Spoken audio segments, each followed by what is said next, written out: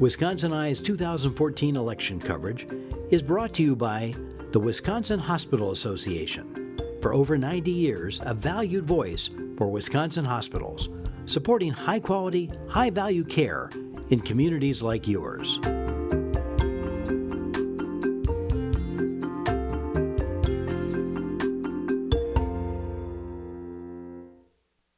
Wisconsin Eye is at the Hedberg Public Library in Janesville, interviewing candidates in the 2014 elections. We're interviewing State Representative Janis Ringhand of Evansville. She's a Democratic candidate in the 15th Senate District. Janis, welcome to Wisconsin Eye.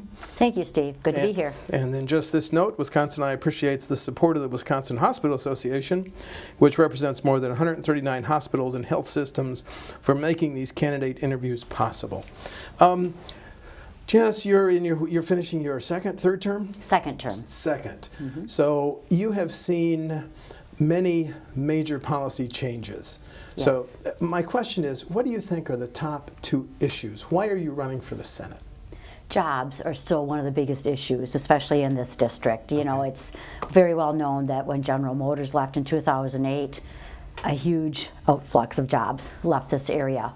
And it's slowly coming back, but it's slow. And we need to educate our workforce so they have the technological skills that are required for the jobs that are available. Because there are some jobs, it's just that people have not been trained for those jobs. So I guess education and jobs really go together, but those are the two top items. What would you push for in the next session in terms of jobs? More job training funds? What hasn't been done for jobs for this area, which, as you say, was very hard hit by GM? Although in the last session, through workforce development, we were able to get $34.5 million to put towards training. And it's being implemented right now. So hopefully we'll see those results and see how positive they are. And that is my sincere hope, that the results are very positive, that people are able to get those jobs. The money was directed mainly towards vocational schools, but it's almost too soon to know what the outcome is. So we really need to see that outcome, but it was really put on the fast track so that people would get that money right away to get people the education, eliminate the waiting lists for our vocational school. Here, welding is a huge potential career for a lot of people. And I talked with Tom Eckert from Black Hawk Tech just the other day, and I believe they've got 4 or 5 programs now each semester for just welding, because it's such a huge field that has not been able to be filled. So hopefully those will come through, and then we'll know from there what's working, what isn't, and then we'll have to assess that and see if it needs tweaking in any particular area. Before I ask you about public schools, as a former mayor, what have been the policies of, what's been the impact of the policy changes on local governments that you've seen in the Assembly the last 4 years? How are they doing? Are they healthier? They're struggling. No, they're not better. No. Okay. The lack of funding, shared revenue has gone down. It's not as much as it used to be, and everything's frozen. The levy limits are frozen. You can only increase your taxes according to new growth in your community, and that's been very slow in most communities. It is starting to tick up a little bit right now. Evansville, in fact, there was just an article in the paper about them, that there are very few buildable lots left in the community, and a local developer is moving forward for the first time since probably 2007 or 8 to add additional lots for sale, but that's been a long time in coming. But it's been very difficult for communities. You know, they were supposed to have all these tools in their chest as ways to save money, but basically once you started taking those extra funds for retirement and health insurance out of the paychecks, it didn't continue to grow. It was sort of a one-time boost, and then it stayed flat. Is Evansville providing fewer services than it was 4 years ago as a result of some of these? Not yet, okay. But they're skinny down to about as low as they can go. I still talk to my city council members and mayor frequently, and there really isn't much more they can do to cut. And you know, they considered creative ways of boosting their income, such as adding fees. But the legislature took that jump forward on that and said any fees that you institute will come off your tax levy. It must be offset by properties. Right. So they did not gain in that respect. So there's really nowhere else to go. And I hear from schools and municipalities how tight it is. And probably one of the biggest issues we hear is our infrastructure, that our roads are not being maintained, they're falling sorely behind. And if we want economic development, bad roads is not the way to get it. Okay. You mentioned schools. Let's talk about schools. Sure. What should be the future of private vouchers, of vouchers and the school choice program in the next budget? I am not a fan of vouchers. If people want to go to private school, I think they're certainly entitled to. But they are usually targeted towards a religious school, and there's a separation of church and state. And I don't think that our taxpayer dollars should go towards religious schools. You know, nothing against religious schools. They certainly have their place for those that choose those. But I do not agree that vouchers should come right off the top of public education funding. It definitely hurts our schools.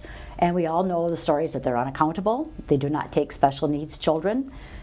And if a child doesn't work out in their system, they're placed back in the public school, but the funding stays with the voucher school. Would you cancel then choice and voucher schools statewide in the next budget, but continue to let them operate in the city of Milwaukee and Racine, or your preference? My preference would be, and only because I've heard from Milwaukee people that they like their voucher schools. They want to keep them. I think that's fine, but I would not be in favor of expanding them at all. And I think it'd be awfully hard right now to reduce the numbers even in the area where gains were made this past session. You know, some of the schools, one in Rock County, there's one voucher school in Rock County. I think it's Rock County Christian. Rock County Christian, right. And I think it would be pretty hard to take that away now, but you know, number one preference, yes, I would rather see the vouchers be eliminated, but I think it could also create some problems to take away what was given. Although it's happened before, it could happen again, but that would be my number one preference. As I interview candidates, Common Core is going to be a big issue. Do you support those standards? I'm fine with the Common Core right now. If there are ways to improve it, I think our schools will know that and will work on that. My biggest fear with eliminating Common Core is that there won't be anything, a structure in place to replace it. And it could be pure chaos. You know, we've had enough changes where schools weren't prepared for them and have had to struggle to get up to the levels that are being required of them. I think to jerk this after all the money that's been spent, all the prep time that's gone into it, would be very short-sighted at this point in time. I've not heard of a strong alternative for that. And that concerns me when I look at WEDC, Wisconsin Economic Development Corporation, that just eliminated the Department of Commerce. New entity came in without a lot of structure, and it's been pretty chaotic. And I would not want to see that happen to our schools. Let's talk about health care. The federal government said we would pay to expand MA. Governor Walker and the leaders of the Senate and Assembly said thanks, but no thanks. Wise or not wise decision? Not a wise decision. People are struggling with this. I don't think a lot of people realize that the co-pays and the premiums are higher because of that.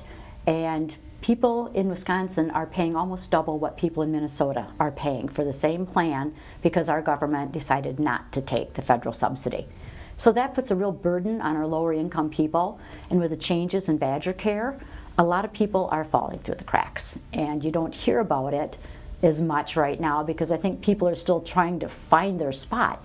They maybe haven't had a major illness that they've had to rely on what's available, but more and more people are finding it's not working for us as well as it could if we had that extra subsidy.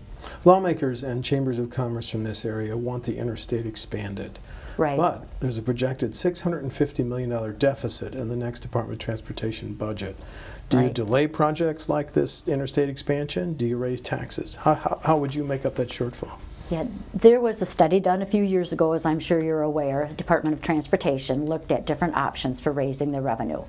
And that whole study was just shelved. Yes. I think we need to take a better look at that. I think we need to be a little creative and come up with a combination of different entities. It would be awfully hard just to raise taxes across the board, raise gas tax. All those are potential possibilities, but incrementally, so that one item isn't just huge and all-consuming. You know, a little bit here, a little bit there, a little bit of gas tax, a little bit of added fee, registration fee. You know, toll roads keep coming up, and I know that would have to go through the federal government for approval. It's not as easy as it sounds to do, but it's another possibility. There are endless, maybe not endless, but several different options that could be tapped, and a combination of those options I think would be probably the best. How critical is the interstate expansion to Senate District 15? It's very, very essential to this district. We're right at the gateway. right across the Illinois state line. It comes into Beloit. It's essential as far as economic development, and our businesses know that. It would be essential for us to have this completed, and Illinois is already in the process of expanding theirs. It would be a disaster almost not to do it at this time, because they're going to be going from 3 or 4 lanes back to 2. And it's a safety issue, and our roads are getting very bumpy, potholes crumbling. We need to have them upgraded in order to get the commerce to come here. It is important. I'm asking all candidates this because it's so timely. What was your reaction to Judge Crabb's ruling on same-sex marriage? I was quite surprised. I was actually at the Democratic Convention up north at the Dells when I heard that, and happened to talk to the leader of Fair Wisconsin, and she was a little surprised too. But I was pleasantly surprised. I think it's time that Wisconsin came forward and allowed this, and I hope it's not overturned now. I know it's kind of on a stay right now, but I hope they realize that people should be entitled to marry whom they choose. That a family structure is a family structure.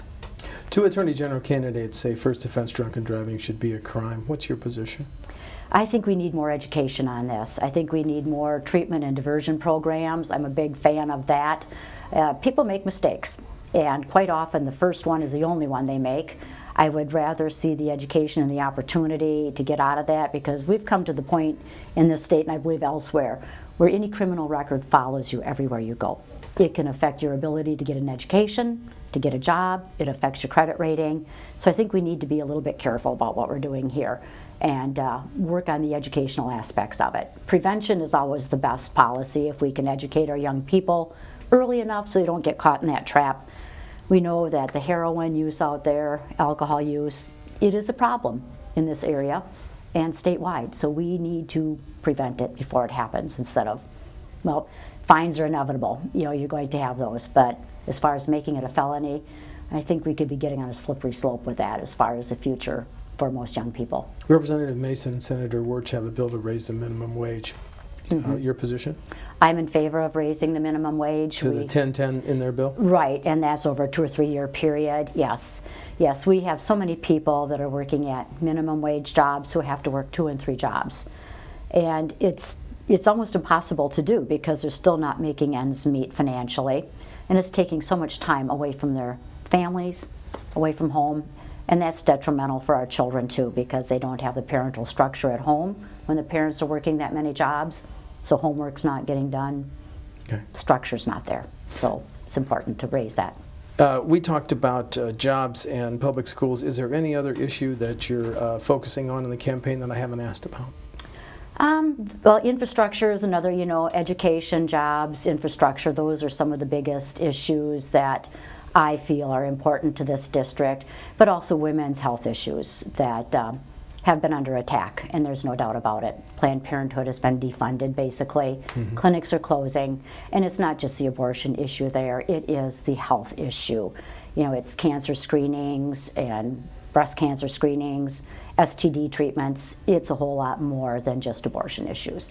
But it's very important to people to have that service, and I think it's important that we follow through and make sure people have the health care again. And voter suppression has been a serious issue.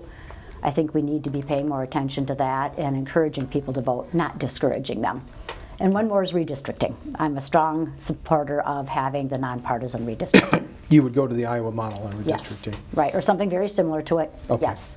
Final question, the open seat is attracted a primary. Do you want to highlight any differences between you and your 2 opponents in the August 12th primary? I really do go back on my diversified experience. I've worked in the private sector doing small business accounting for a number of small businesses, but mainly for 17 years in my brother-in-law's meat market and meat processing plant. A lot of local government background. I spent 11 years as an alderperson and mayor of Evansville.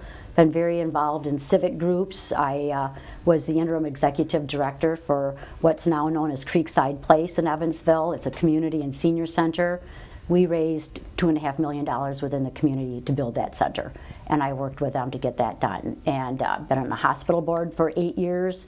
I'm on the Literacy Connection here in Janesville, so I think that diversified background really prepares me very well to deal with all types of situations that come up Very good. State Representative Janis Ringhand of Evansville is a Democratic candidate in the 15th Senate District. The primary is August 12th. Janis, thanks for talking to Wisconsin Eye. Thank you. Very happy to be here today. Thank you.